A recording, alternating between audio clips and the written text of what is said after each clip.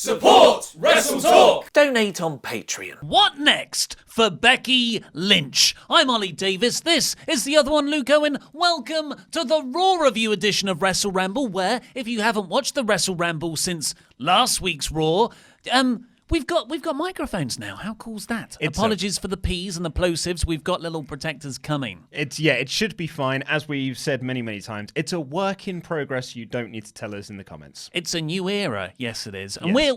we're going to stick to it being a new era. All these changes are going to stay in place, unlike what's happening in the main event scene with Becky Lynch. So I've been really enjoying the Becky Lynch stuff. Yeah, I've been really enjoying it as well. And I really enjoyed it last week. I enjoyed all the stuff she did with Steph. I enjoyed all the stuff she did with Triple H. The Triple H stuff was awesome. Yeah. I mean, you were, in particular, enthralled by this whole thing because it was just, it was a really fascinating little story to tell of her character, that she doesn't trust the authority. She does not trust the supposed authority figures that don't exist, although they very much do exist.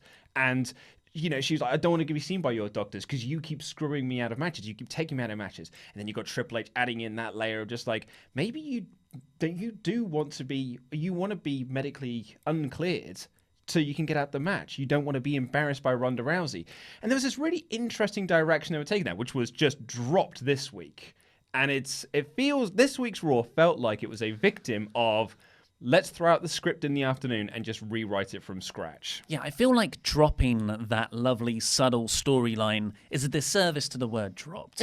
This was thrown into a fire because it started off fine. I thought the opening segment and how they set up the running through line for this whole night of Raw was actually really, really inspired. Mm-hmm. So it opens with Stephanie McMahon and Triple H. I don't even mind that they're out there in 2019 cutting an in-ring promo to open the show.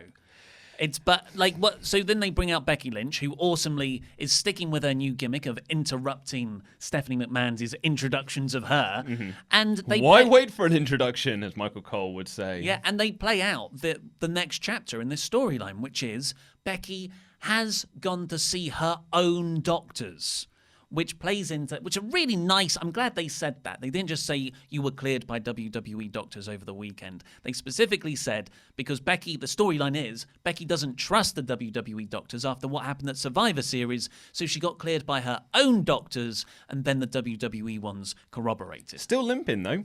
Yeah, but, this is 2 months away, WrestleMania. Yeah. It's time to heal. And Trips and Steph said, you're medically cleared. The WrestleMania match is yours.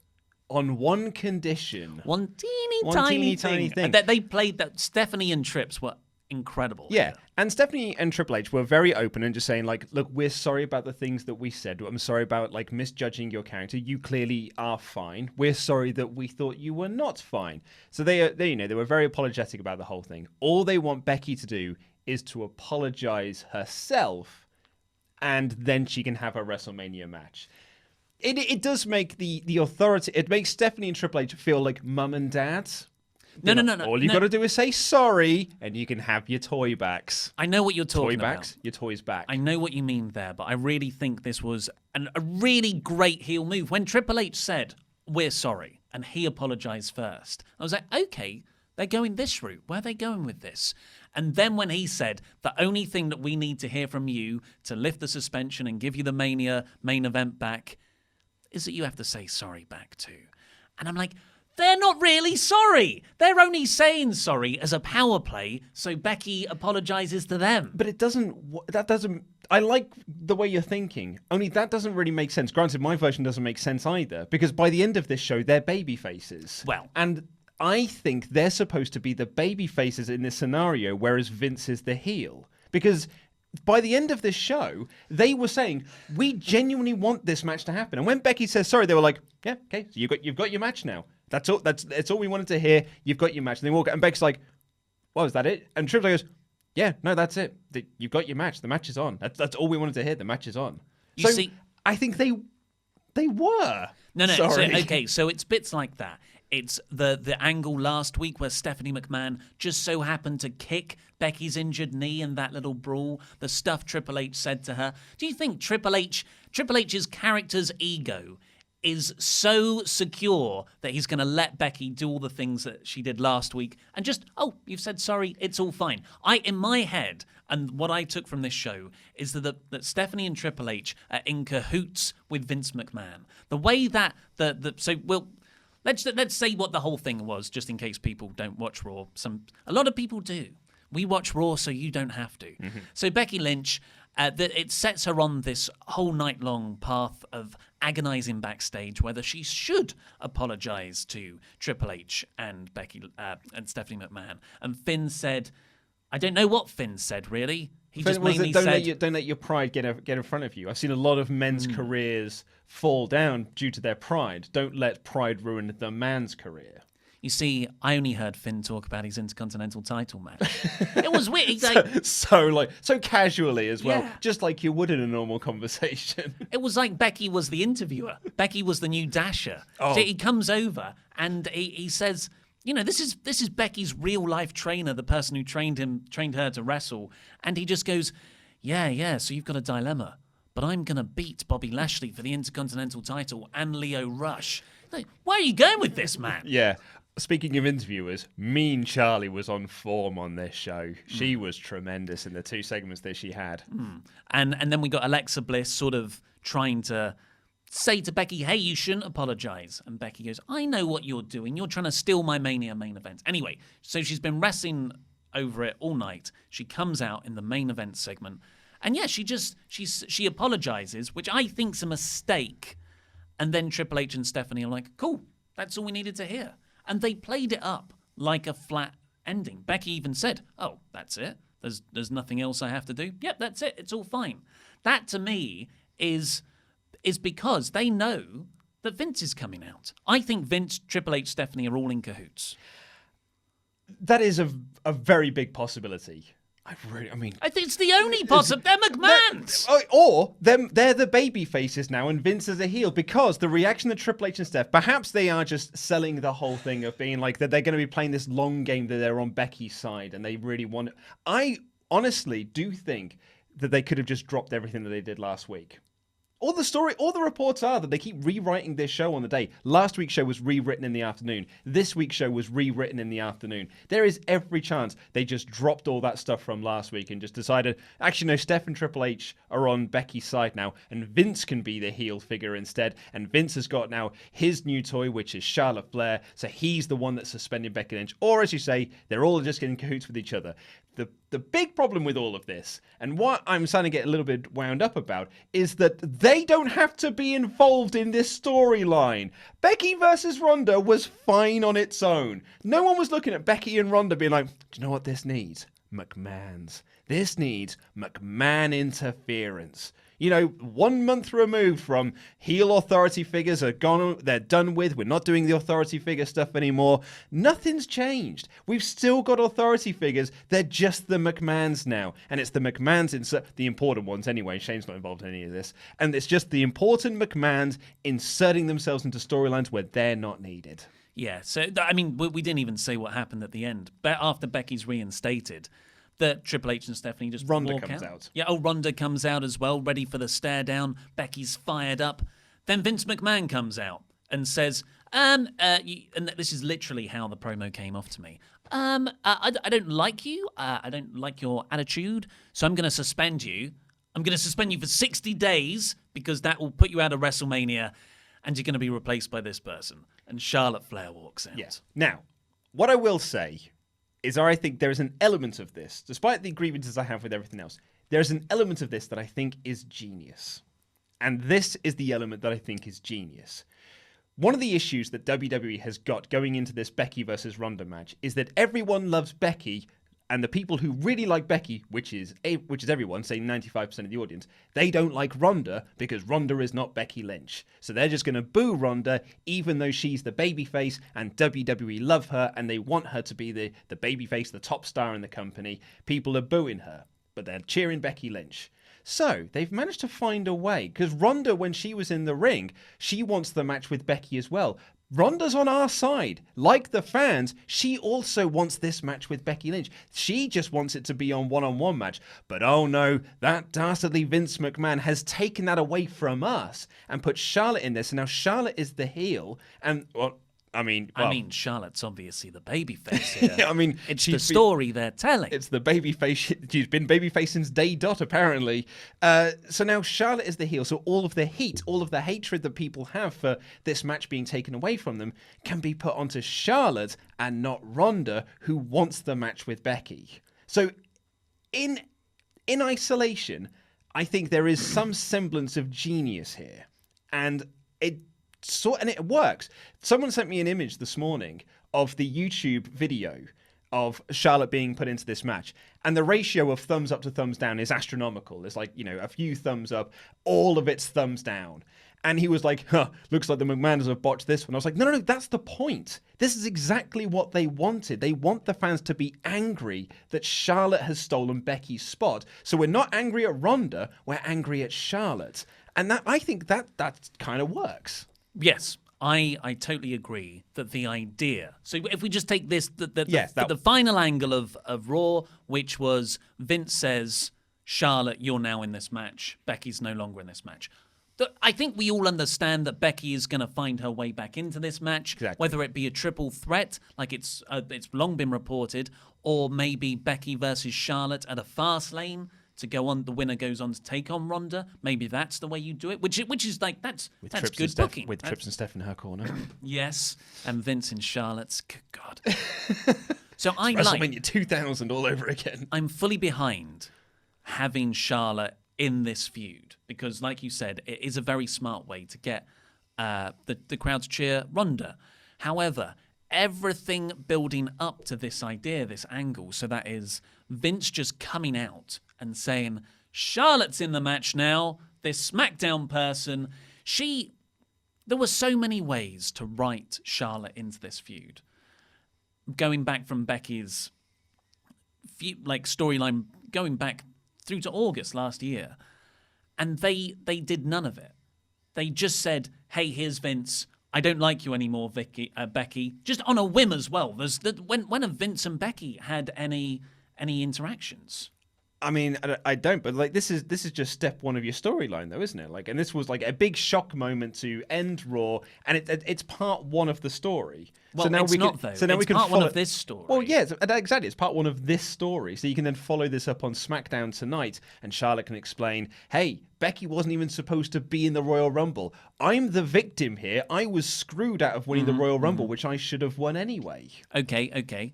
Well, if we give WWE the benefit of the doubt, maybe I'm Pritcharding this. Yeah, which is not proven to be the best course of action. we say that they're going to explain Charlotte and Vince's relationship and why that's happened on SmackDown or next week or the week after that, and it will come to light. There's still two major concerns about this, and this is what you've already said, that the McMahons are now a heel authority act, or at least Vince is, which is really uninspired. So uninspired. And especially, we talk about Elias suddenly being a babyface or a heel one night, or Rusev suddenly being a heel again. What about Vince? Vince, last time he was on TV, he was Santa Claus, wasn't he? In the Christmas episode. And being punched by AJ Styles? Was that a thing? Yeah. They were... This is a massive heel turn for Vince that's come out of nowhere. It's really unsubstantiated. But my biggest bugbear is that if your plan was to always take Becky out of the main event for storyline purposes, why have her apologize? Why have her say I'm sorry, which really undermines her as an anti-authority figure, when the story's built there? How much better would this all be? I don't think we'd be having this conversation at all if Becky says, I'm sorry, I've got to kick your ass now. And she beats them both up. She, destroys Stephanie. Vince comes out. I've had enough. You're suspended even longer. You're going to miss WrestleMania completely. Here's Charlotte's going to take your place. And then you're like, well, Charlotte was there. Why is she on standby like that? This seems to be part of a larger plan. And Becky loses nothing. But I think it's not of the levels of suffering succotash, that moment when Roman Reigns really started to turn from someone we were all into just this the character started to be chipped away of credibility. But having Becky say I'm sorry after really wrestling with the decision, really didn't sit well with me. I mean, as I said, aside from this, I think there is some level of genius of the way of having Charlotte being put into this position. I think there is some level of genius there. Moving that aside, as I said, it's good in isolation. The bigger picture of this, though, with the McMahons inserting themselves, that I'm not with. But really, the biggest thing for this, I did not like the way that Becky was presented throughout this entire show. As I said, like, the way that Becky came across to me, she was a petulant teenager, and Mum and Dad were just saying, all you have to do is say you're sorry, and you can have your toys back, you can have your Xbox back if you just say I'm sorry. I'll turn the internet back on. And she'd be like, well, I don't want to say I'm sorry. No, I'm not. I'm just going to storm off to my room and slam the door, and I'm going to listen to Paramore or whatever what teenagers do. And, like, that's how Becky came across this entire thing. Someone, I can't remember who it was, said to her, just say it. You don't have to mean it. Just say you're sorry and you get the match. But Becky was still going like, no, I'm not going to do it because I don't mean it. Like, that's because she's got a code. She's got like a moral code. But it made her seem like this is the Becky Lynch that Vince McMahon thinks that she is. It's this Becky. Millennial Becky of this petulant teenager that just thinks that everything should be handed to her and she just demands everything and she gets what she wants because she's a millennial. She won the Royal Rumble. Well, yes, but how did she get it? She cheated her way into the Royal Rumble because she just has every opportunity handed to her on a silver platter, this, that, and the other. That's how Becky came across throughout this episode of Raw. And I don't like that aspect of it. Made worse by the fact, at the end of it, she did just say, I'm sorry. So that really did, as you say, undermines this anti-authority figure thing. It's funny as well because when she says, you just want to hear two words, the crowd started chanting, suck it. Yes. And I was like, that's a brilliant response. That is a genius response to Triple H of all people. That is a genius response. But she goes, I'm sorry. And the crowd boo her. So congrats, WWE. You managed to get a 2019 audience to boo Becky Lynch. All as a way to get Ronda Rousey cheered. Yeah, well, it's the Roman vortex. Yeah. Everyone gets sucked into the Roman vortex. So in terms of what next for Becky Lynch, I fully expect her to be reinstated in the match, but possibly even tonight on SmackDown. Yeah, but like what does the potential damages to her character should be addressed quickly. Like she needs to get some receipts on the McMahons ASAP. My big concern in terms of what's next for this program is WrestleMania 2000, a McMahon in every corner. An important McMahon in every corner. Yeah, well, I just don't rule out Nia Jax. Yeah, but an important McMahon. Shane is not an important McMahon. He's a tag team champion. He's an active wrestler. He's not an authority figure. Linda. Oh, they're not going to bring Linda back. Comes back with Nia Jax, her hench person. In Vince's words, bless her, she's not a performer. Yeah. Oh, well, should we get on with the rest of the episode was pretty lackluster too, so prepare yourself for some disappointment. Haha, it's a Raw review looking jacked, man. After the opening segment with Becky Lynch, Stephanie McMahon and Triple H, it was still good by that point. I liked that opening segment. We got Bayley and Sasha Banks come out for their match next. So you had Sasha Banks and Bayley walking down to the ring. Becky's still in there from the opening segment. And they do nothing. They give a 4. Did they do a 4? Yeah. Oh, I didn't see that. Yeah. Pay attention, mate. Come well, on there now. you go. I just thought it would have been nice. What, did they really? Yeah. But Charlotte's also one of the 4. I know. Well, she's the one who seems to be, well, yeah. It's really knackering out these plans to do the big 8-woman tag. If Charlotte is, I mean, she is a babyface though, right? Oh, she's a total babyface. Yeah. So Bayley and Sasha Banks came out here for a 3-way tag against all the other Raw teams in Elimination Chamber to crown the inaugural women's tag team champions. So the other 2 were Sarah Logan and Liv Morgan, and Nia Jax and Tamina. Could this Elimination Chamber match to crown the first ever, quote, first ever women's champions have less heat? Yeah. Or interest. It could be the Raw Tag Team Championships. Well, at least they got into it by the end. You're absolutely right, though. But yeah, this really feels like it's have lackluster heat going in. And actually, that's the other thing we should really talk about with Raw. This was a go-home show for Elimination Chamber. But because Elimination Chamber is this Sunday. But you wouldn't think of it this show. Do you know they announced 2 matches for Elimination Chamber on this show? And can you name both of them? Well, it's because it's my job. Yeah, I can. It was Ronda Rousey and Ruby Riott. No, they announced another one. Oh, yeah, and Finn Balor No, they versus... announced another one. There is another Raw match on this card. Oh, is there? There is. Oh, I look like an idiot now for saying, well, it's my job. Of course I know. Wait What's till you the hit Braun Strowman versus Baron Corbin. Of course it is. Of I course could have it thrown a is. dart and it would have been. Really. Honestly, that is a match that is happening on pay-per-view this Sunday. Wow. Well. Oh, I can't wait for that. It's been such a corking feud. But those that's two. But again, that's what I mean. Like, this was a go-home show for a pay-per-view this Sunday, but it didn't feel like it's again the problem that they've always had with Elimination Chamber and Fastlane. They're just in the way of WWE wanting to promote WrestleMania. Oh, yeah. They just want to promote WrestleMania, but they go, oh, but there's these other shows that are in the middle of it that suppose we've got to do something on them. You put the shows there. This is your fault. I think Elimination Chamber should be in a different month, and it should be its own big 5 thing. Like, Yeah. it could be just as good as Money in the Bank, but because it's always been in that February slot, it's, well, at least recently, it just gets lost in the Royal Rumble WrestleMania shuffle. It's a real shame because it's such a good gimmick. And then there's Fastlane before yeah. that as well. Like, the Raw Women's Championship Sunday Night match, Raw. Fastlane. The Raw Women's Championship match this Sunday is Ruby Riott versus Ronda Rousey. And they did not interact at all on this show. Michael Cole keeps saying, like, during her match, oh, well, I mean, Ruby Riott could win the Raw Women's Championship. But Ronda Rousey's backstage talking to Becky Lynch going like, well, our match at WrestleMania is really important, so you've got to say you're sorry. And then That's you a come, good point. you go back to Michael Cole going like, well, I mean, Ruby could win. It's like, well, clearly she's bloody not, because you keep sitting here telling me that the main event at WrestleMania is Becky versus Ronda. So why bother booking Ronda in the match? So as a testament to how into this inaugural Women's Championship, Tag Team Championship match we are, we're just not talking about it. And they ran a lot of SmackDown promos throughout the night. There was one from Fire and Desire. Is that what they call themselves? Yep, and the Iconics. And the Iconics. Also, Tamina and Nia have a tag team name now. Is that their tag team name, or is that what they're calling the Chamber? No, I think because Renee called them it as well. The Samoan Slaughterhouse. I thought they were going to turn the Elimination Chamber into the Samoan Slaughterhouse, which sounds like they're going to slaughter Samoan people. Well, it could be. Is that what they're intending to do? Well, there is every chance that is the case. However, Renee also called them the Samoan Slaughterhouse. So there is a chance that that is their tag team Renee name doesn't as well. know what she's doing. No, you're absolutely right. I am putting some... Yeah, I'm putting a bit of onus on Renee there, which I really shouldn't do.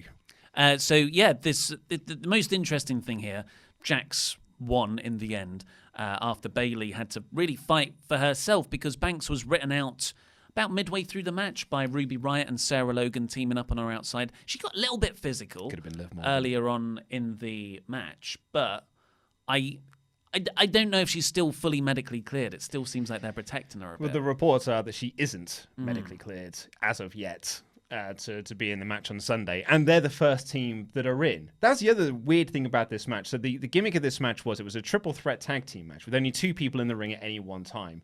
The idea being that the losing team will be the first people in. So here's my question. Why would you ever tag in? Yeah. If you're on the outside, never tag in, because if you win, you don't gain anything. You only stand to lose something. So don't bother tagging in. They could just be working us. Like, Banks could be cleared, and this could be a nice way to build into the... Give the baby faces the ultimate disadvantage. Because I think Banks and Bayley should win. I think, this, we'll do our on predictions Sunday. later in the week, but I'm pretty sure it's Slaughterhouse Rules this Sunday. After this, we got Becky Lynch walking past Elias, which started off Elias not getting his gig time. Which was I saw what they were trying to do. I just don't feel like it came off properly. No. So Elias is in the ring, and he strums his guitar as always. Ladies and gentlemen, Elias. And then it cuts backstage to this Finn Balor Becky pep talk that we've already talked about. And then it cuts back to Elias, and he's about to play again. Now we're into a Seth Rollins video package of how good he was last year. And then he's about to do one more time, and that's when the Lucha House Party come out to interrupt him. And he's like, oh, will I ever get this done? Yeah. And it never really felt like stuff was interrupting him. It just felt like WWE were making mistakes. It felt like a botch, a botch many times over. On the Becky and Finn one, I do want to give a shout out to Becky. As Finn walked away, she just off the cuff went, Your abs are still awesome, by the way. They are. They are. But, I mean, he did make Brock Lesnar believe.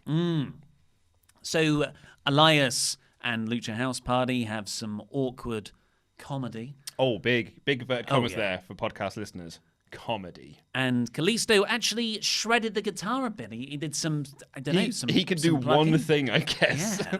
And Elias was like, hey, that's pretty good. Smashed the guitar on his back. And so I liked how he sprinted out of there. Yeah, well, he's That at a was quite two-man disadvantage. Of course you're going to run.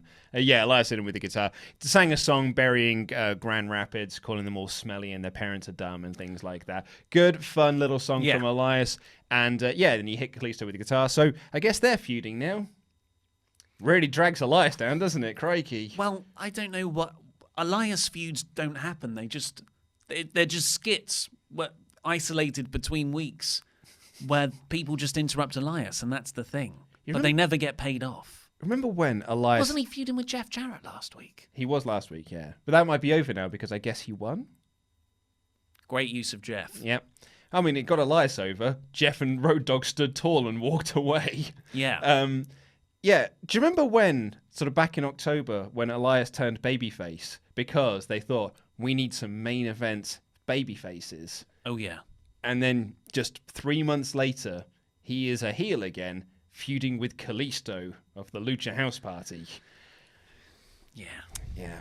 After this, we got Finn Balor versus Drew McIntyre. This is where I first became aware that Balor was taking on Bobby Lashley and Lio Rush in a handicap match. Well, it's like they listened to our WrestleRamble last week where we said, Raw has not announced any matches for this pay-per-view. Yeah. And they went, God, you're right, we haven't. Better announce some next week, I guess. Oh, I can't wait for the Elimination Chamber now that the matches have been announced with not much build at all. Yeah, I mean, I guess the Chamber is sold on the Chamber, but Royal Rumble had a bunch of great matches promoted around the Rumble match itself, and was a better show for it, I think. It's not just about the quality of the show itself, it's about how the show is built going into it. Yeah, and the substance behind the matches you see. Which we'll get into in just a sec, but could anyone give a solitary F about Baron Corbin versus Braun Strowman having another match this Sunday? They had a match in December where if Braun won, he'd have got a Universal Championship match. Whatever happened to that storyline? Stakes. All Those are the stakes. And now they're having another match this Sunday, and there are no stakes. Yeah. Yeah, but, they've got this fascinating, is it mid-card? Is it technically main event? What is this? Why are there so many people sucked into this crap Baron Corbin feud vortex? Because what happened here, we had Finn Balor taking on Drew McIntyre. Lovely. Lovely stuff. Whatever happens, at least I can watch Balor versus Drew for a bit. We get it for about 2 minutes. Bobby Lashley interferes. Everyone runs down. And this turns into Strowman, Finn Balor, and Kurt Angle taking on Baron Corbin, Bobby Lashley, and Drew McIntyre. What's funny? And it went forever. It did go forever. What is funny, though, is that just last week you said they are one Bobby Lashley away from a 6-man tag. And when Bobby and Drew started to beat down Finn, I started laughing. So I was like, this is literally what Ollie predicted last week. Ollie got his wish. WWE watched this show and book accordingly, I guess. To frustrate us. It's just WWE is the most expensive trolling of 2 people ever devised. So we get this 6-man tag. Oof, yeah. And one of the problems is, although these guys haven't been nearly effectively booked, you've got Braun Strowman there, you've got Kurt Angle, you've got Finn Balor, you've got Drew McIntyre, who was a very big deal a few months ago, and it feels like they're just all sucked into this nothing feud where they're all kind of feuding with each other. I can't tell you who's got the main beef with who, and they're not factions either.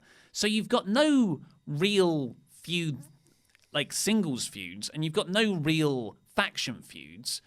So it's just repetitive matches with the same bodies. So I would have said that Braun has beef with Corbin, but actually it's Angle that has beef with Corbin. But Angle also has beef with Drew. And of Finn course, and Bobby. Balor and Bobby, yeah. And that sounds like, oh, what a lovely multi-layered scene you've created there. Not at all. Not at all. Absolutely not at all. You remember on the SmackDown review last week when we were talking about the main event between, was it Bryan and Hardy? And we both had the exact same thing where we were like, I've not made any notes on this match. I better make a note now. I had that in this 6-man tag here where I've just written Claimer on the outside. Because I was watching, I was like, I better make some sort of notes because I've made no notes on this match so far. It's because you see these 6 people or any combination thereof, and I feel like my brain just switches off. Like, oh, don't care about this segment because it really doesn't matter. It's going nowhere. Not for anything. I know the Intercontinental title's in there somewhere. I can't see it. But this is... It went on for way too long, I thought. But I did appreciate the structure of this match to get around what the usual Braun Strowman hot tag template is. Because usually people get worked over, Braun eventually gets tagged in, Braun runs wild and wins. And that's what happened eventually. But they had me guessing when Braun was taken out of the ringside and he got that great Claymore from Drew on the outside. Made a note about that. Yeah, the only thing of note that Luke's done. And Finn Balor... I can't remember who pinned him, but Finn Balor got his foot on the ropes, but the referee counted Lashley. 3. Yeah, but the referee counted 3. And Lashley's celebrating, heels go over. And I thought, that's a weird way to do this. And then a second referee comes out and says, actually, he got his foot on the ropes. They restarted the match, and that's when Braun got the hot tag. So I liked that side of things, but it did go way too long. And having all of these guys in this overly long, quite sapping of energy segment really harmed the rest of Raw. Yeah, and I don't like I appreciate where you're coming from, and I do agree to a certain extent, but I really don't like this. A second referee comes down to tell, because we've had a couple of moments in the last month or so where a referee has made a bad call and they've gone, hey, well, the referee's decision is final. The Revival's whole deal was they kept getting screwed over by referees, right? Making bad calls. So you can't just do this every now and again. If you're doing this, you have to make it consistent. This happened last year on SmackDown where it happened with the American Beta, with Chad Gable and Shelton Benjamin. And they did the whole deal. They won the tag titles. They had the tag titles when the second referee came down or whatever. And then they were like, the following week, they had another screwy referee call, but a second ref didn't come out. Well, what are the rules then? Can a second referee come down? Can they not? It's the Braun Strowman thing from last week, where he got DQ'd for being in the match for too long. Jeez. And then that happened in this match, in tag matches here, and you're like, are there rules to what's going on here? Or, as we know, are you just making this up as you go along? Yeah, it is problematic. I agree with everything you said. I just You don't care? liked. No, I do care. I do care very much. I just liked it was different. It was wrong, but it was different. Yeah, it was. It's a new era. After this, we got a quite peculiar and very refreshing Kevin Owens promo. I know, this was nice. He was like, it's so funny. Michael Cole says, we're going to get the return of a former Universal Champion. I went, Goldberg? And Brock? I was racking my brains. Who else could it be? Yeah. And then when it came, I was like, okay, of course. Kevin Owens. I do forget that he was Universal Champion. He was Universal Champion for a while. A long time. Yeah. Oh, yeah. And I don't remember a lot of it. But Owens, here it's like shot on his mobile phone, and he says, well, I'm here just to give an update to you all. I'm doing well. I'm about 1 month away from returning. I don't know if I'm going back to Raw or SmackDown, which I was thinking, why? Surely you're contracted to Raw where you were drafted. Because the brand split does not matter anymore. Yeah. The brand split is like, they are slowly phasing it out. Becky and Charlotte. Well, they're going to have a brand split when Fox happens. Maybe they're just using everyone, all the shows to get viewership up, maybe. And then they'll have to split them when Raw and SmackDown goes to opposing networks. Maybe. I don't know. But Owens is in the bowling alley and he's saying this stuff. And he says, now I'm going to show you how it's done. And he goes up to and I thought, are they going to do like a Mr. Perfect style segment where he just gets perfect scores and everything? And he's going to do a strike. A strike. I was going to say a knockout. My brain was thinking, what are all the things? What are all the different ways to do a perfect score? You were crawling back to your Wii Sports era of just like, what was that thing called? but he immediately gutterballs. Yeah, and it looked like he gutterballed it on purpose as well. Yeah. Because it was I'm no pro bowler, but that was a terrible throw. Yeah, and he turned to the camera afterwards and he joked about it, and a few people around him laughed. It was a very naturalistic, very human, I would dare say charming portrayal of Kevin Owens. In no way a heel portrayal. So I've got to think that he's coming back as a babyface. Well, he had a babyface turn before he got injured, right? That is over 10 minutes. So it was Bobby, he was a heel forever, and then he had a match with Bobby Lashley, they did the double turn, and then Kevin Owens was gone. Mm-hmm. So I don't know if that's a full babyface turn, but given what WWE's long-term booking is, it could have been anything. Yeah. He could have turned several times in this promo, and I wouldn't know. Well, speaking of which, Nikki Cross has turned babyface again. This was a shame. So we got Ruby Riott versus Nikki Cross next, presumably to build Ruby Riott up for her match against Ronda. The crowd did not care. Oh man, crickets for this match. Yeah, and WWE didn't care either because they cut backstage, not as a shrink screen thing, but a full-on, here's an interaction between Becky and Ronda backstage while the match was going on.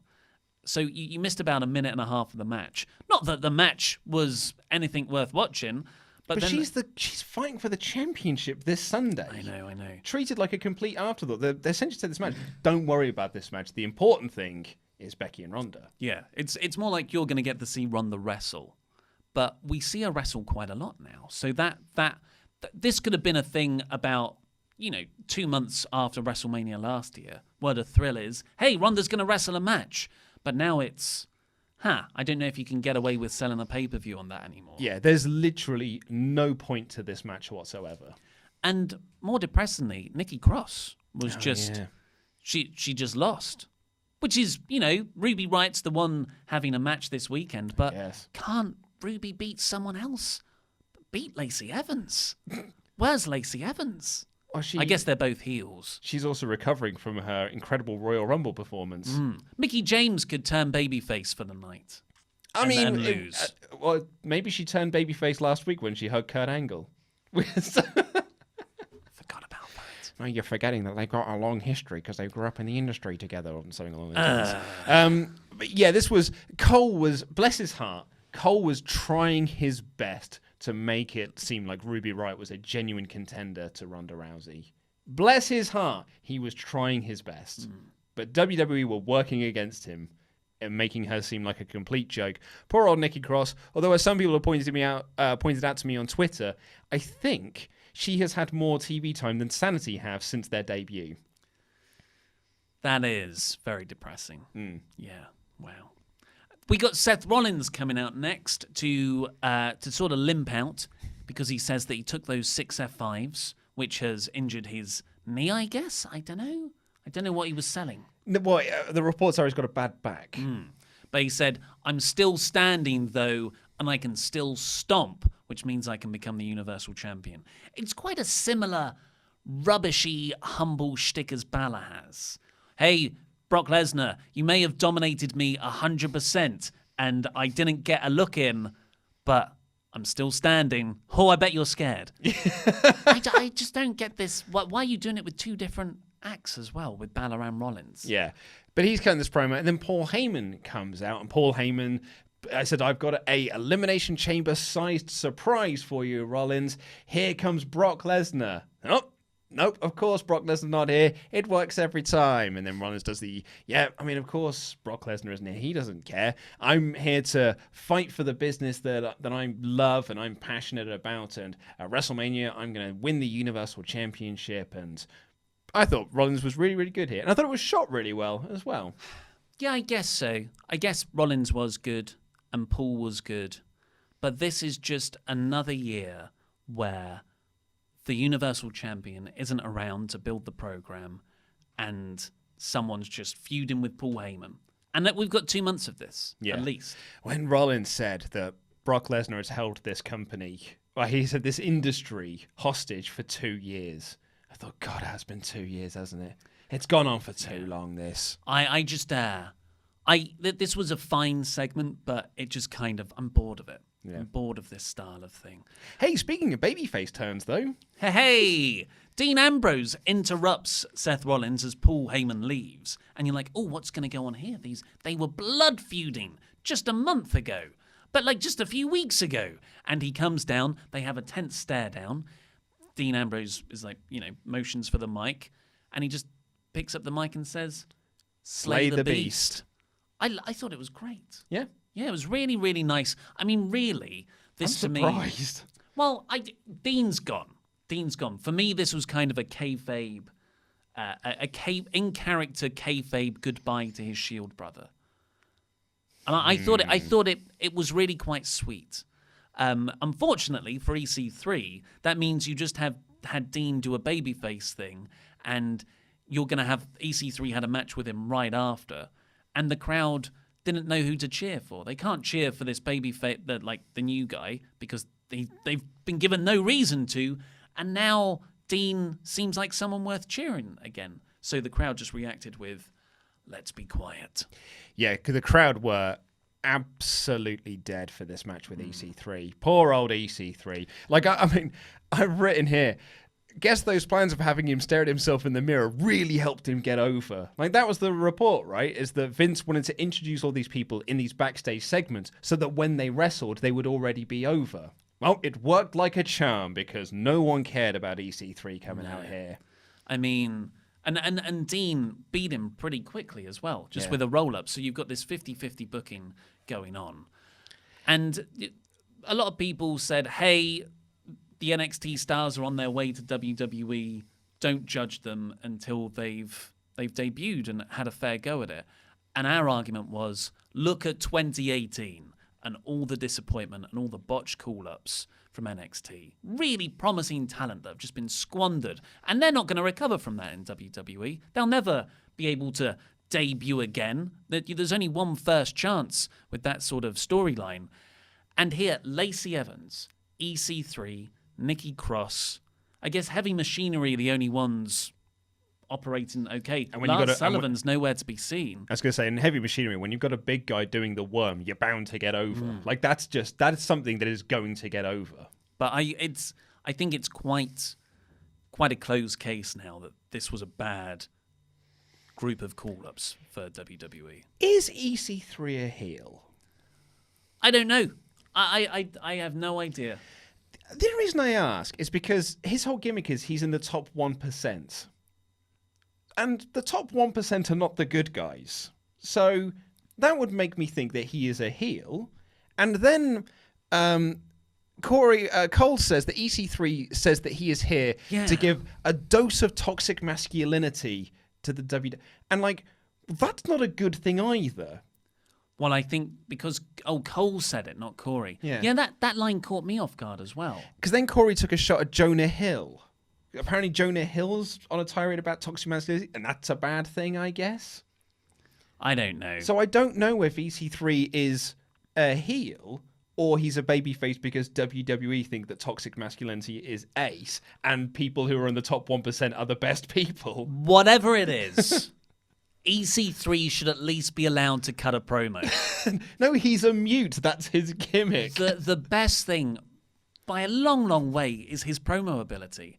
And in an age where we don't have many great promos in WWE in terms of people who can deliver them. And then you've got EC3, whose whole shtick is that he's really good and funny at promos, and he's got a great look. The wrestling, but the promos, fantastic. And you don't have him say a single word. Because he's a mute. That's his gimmick.